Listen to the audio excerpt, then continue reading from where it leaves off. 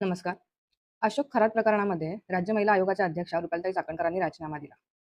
माझा आधीपासून हाच प्रश्न होता, की एखाद्या राजकीय पक्षाच्या व्यक्तीला हे अध्यक्षपद देणं कितपत योग्य आहे? म्हणजे अशा कोणत्याही व्यक्तीला ज्यांना फक्त चमकेगिरी करायची आहे त्या पदावरती राहून, अशा व्यक्तीला न देता ज्यांनी खरंच सामाजिक क्षेत्रामध्ये कामं केलेली आहेत किंवा स्त्रियांच्या उन्नतीसाठी कामं केलेली आहेत, त्यांना हे पद मिळावं.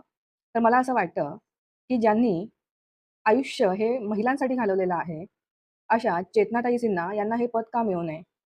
म्हणजे जवळपास 1,00,000पेक्षा जास्त महिलांना त्यांनी सक्षम केलंय. उच्च शिक्षित असून म्हसवडसारख्या ग्रामीण भागामध्ये राहूनही त्यांनी महिलांना आर्थिक साक्षर केलंय आणि त्यासाठी त्यांनी मांडेशी महिला बँकेची स्थापना केली. याच्यामध्ये 90% जास्त स्टाफ आणि कर्मचारी जो आहे, तो सगळा महिला आहेत. इतकंच नाहीये, तर त्यांनी वर्ल्ड इकॉनॉमिक फोरमचं प्रतिनिधित्व केलंय भारताकडून आणि महिलांना किंवा महिलांनी तयार केलेल्या वस्तूंना मार्केट मिळावं यासाठी मांडेशी महोत्सवातून त्या दरवर्षी मुंबईसारख्या ठिकाणी महोत्सव आयोजित करतात. अशा व्यक्तीला ज्यांनी महिलांसाठी काम केलेलं आहे, ज्यांनी महिलांच्या विकासासाठी, त्यांना सक्षम बनवण्यासाठी, त्यांच्या उन्नतीसाठी अहोरात्र कष्ट घेतलेले आहेत, अशा व्यक्तीला हे पद का मिळू नये?